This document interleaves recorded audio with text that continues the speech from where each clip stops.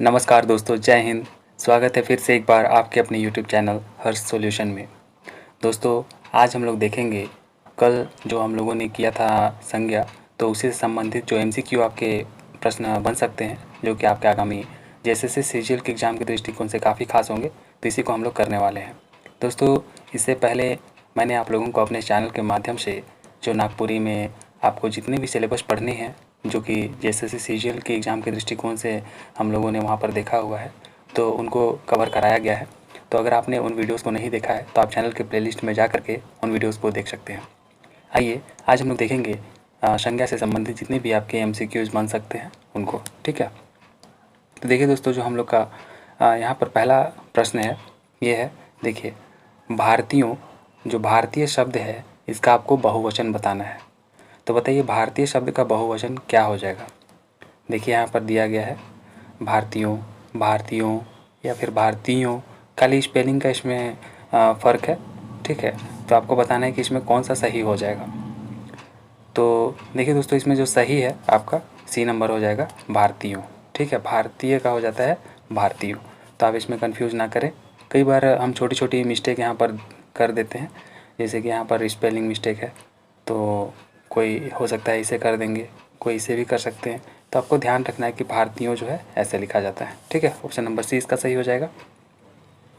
देखिए दूसरा प्रश्न, कौन सा शब्द जो है बहुवचन है, माता, प्राण, लड़का या फिर किताब। तो बताइए दोस्तों, इसमें कौन सा बहुवचन शब्द है। तो देखिए, माता तो होगा नहीं, क्योंकि माता का माताएं हो जाता है, लड़के हो जाते हैं, किताबें हो जाते हैं, लेकिन प्राणे आप कभी नहीं सुने होंगे दोस्तों, ये आपका प्राण हो जाएगा। ठीक है, तो ये आपका बहुवचन शब्द यहाँ पर प्राण है। ऑप्शन नंबर बी सही हो जाएगा। देखिए आगे, देखिए व्युत्पत्ति, यहाँ पर देखिए व्युत्पत्ति के विचार से संज्ञा के कितने भेद होते हैं।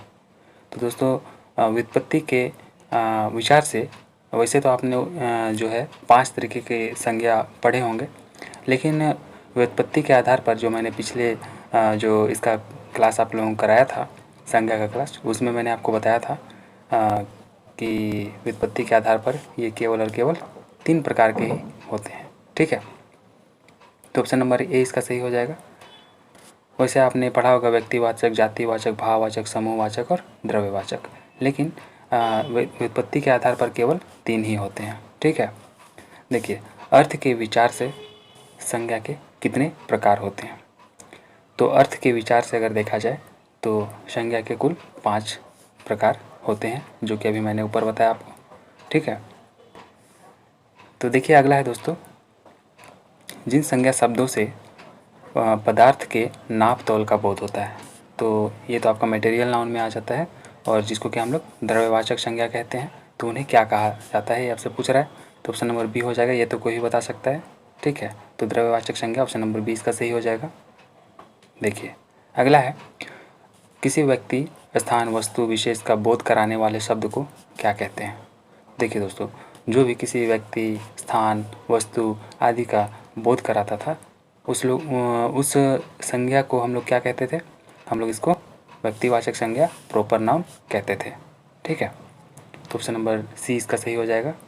देखिए अगला है, एक ही प्रकार की वस्तुओं का बोध कराने वाले शब्दों को क्या कहा जाता है। जैसे कि किसी एक ही प्रकार के कोई वस्तु है आदि, इसका अगर बोध कराता है तो उसको हम लोग क्या कहते हैं। जैसे कि दोस्तों गाय हो गया, ठीक है, भैंस हो गया, आदमी हो गया, तो ये आपका क्या करा रहा है, जातिवाचक संज्ञा। ठीक है, गाय कह देने मात्र से क्या होता है, पूरे गाय जाति का ही बोध हो जाता है। तो आपका ऐसे शब्दों जो कि केवल एक ही प्रकार की वस्तुओं का बोध कराते हैं, उसे जातिवाचक संज्ञा की श्रेणी में हम लोग रखते हैं। देखिए अगला है, स्त्रीत्व शब्द में कौन सी संज्ञा है। तो स्त्रीत्व शब्द में अगर हम लोग इसमें देखें दोस्तों, तो इसमें आपको भाववाचक संज्ञा देखने को मिलेगा, क्योंकि कल ही हम लोगों ने इसका एग्जाम्पल के साथ मैंने आपको बताया था, भाववाचक संज्ञा में स्त्री से स्त्रीत्व यहाँ पर आप बना सकते हैं, भाववाचक संज्ञा। ठीक है, चलिए देखते हैं अगला प्रश्न। देखिए दोस्तों, भाववाचक संज्ञा बनाइए। जैसे कि लड़का है, तो लड़का से भाववाचक संज्ञा आप क्या बना सकते हैं। देखिए लड़कापन, लड़कई, लड़कपन या फिर लड़काईपन। तो दोस्तों लड़का से आपका बन जाएगा लड़कपन। ठीक है, ऑप्शन नंबर सी इसका सही हो जाएगा। देखते हैं, चलिए अगला। निम्नलिखित में से संज्ञा शब्द का चयन कीजिए। तो इसमें संज्ञा कौन है ये आपको चुन करके बताना है। देखिए, स्वाभिमानी, स्वार्थी, लोभी या फिर भूगोल। तो इसमें जो संज्ञा शब्द है दोस्तों ये आपका भूगोल हो जाएगा। ठीक है, भूगोल। अगला है, देखिए, बुढ़ापा भी एक प्रकार का अभिशाप है। इस वाक्य में काले मोटे छपे शब्द की संज्ञा का भेद बताना है। जैसे कि बुढ़ापा, तो बुढ़ापा एक अवस्था है और अवस्था आदि का जो बोध कराता है उसे हम लोग किस चीज़ में रखते हैं दोस्तों, ये आपका भाववाचक संज्ञा होता है। ठीक है, ऑप्शन नंबर सी हो जाएगा, भाववाचक संज्ञा। देखिए अगला है, निम्नलिखित में से कौन सा शब्द जो है व्यक्तिवाचक संज्ञा है। तो व्यक्तिवाचक है ना, तो आपका देखिए गाय तो होगा नहीं, गाय तो एक पूरे समूह को दर्शाता है, समूहवाचक संज्ञा हो जाएगा। पहाड़, पहाड़ से भी आपका पूरे जितने भी पहाड़ हैं सबका बोध हो जाता है। फिर यमुना नदी, यमुना नदी दोस्तों एक किसी खास नदी का नाम है और उसी को हम लोग यमुना कह करके पुकार रहे हैं, तो ये हम लोगों का व्यक्तिवाचक संज्ञा का उदाहरण हो जाएगा। आम, आम कह देने मात्र से दोस्तों संसार में जितने भी आम होते हैं सभी का बोध हो जा रहा है। तो देखिए यहाँ पर एक ही ऐसा ऑप्शन है जो हम लोगों को व्यक्तिवाचक संज्ञा का उदाहरण बता रहा है, जो कि यमुना है। ठीक है, देखिए अगला है मित्रता। तो मित्रता भाववाचक संज्ञा बनी है, तो आपको बताना है किससे, जातिवाचक संज्ञा से, सर्वनाम से, विशेषण से या फिर क्रिया से। तो मित्रता जो भाववाचक संज्ञा बनी है दोस्तों ये आपका जातिवाचक संज्ञा से बनी है। ठीक है, ऑप्शन नंबर ए इसका सही हो जाएगा। दोस्तों अगर आपको वीडियो अच्छी लग रही है तो आप इसे लाइक कर अपने दोस्तों के बीच में शेयर कर सकते हैं। देखिए अगला है, कौन सा शब्द जो है जातिवाचक संज्ञा नहीं है।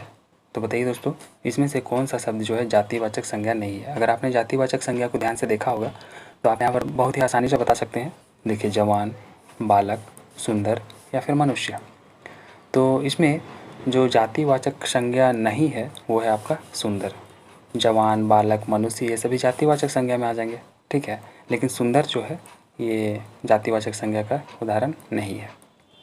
देखिए अगला है, सचरित्रता किस मूल शब्द से बना है। तो जो सचरित्रता है ये बना है दोस्तों आपका ऑप्शन नंबर बी से, चरित्र से। ठीक है, चरित्र से बन जाएगा सचरित्रता। कई लोग इसको यहाँ पर कंफ्यूज करके सत्यचरित्र भी कर सकते हैं या फिर चरित्रता भी कर सकते हैं, लेकिन इसका जो सही उत्तर है आपका ऑप्शन नंबर बी हो जाएगा। देखिए अगला है, इनमें से व्यक्तिवाचक संज्ञा कौन सी है।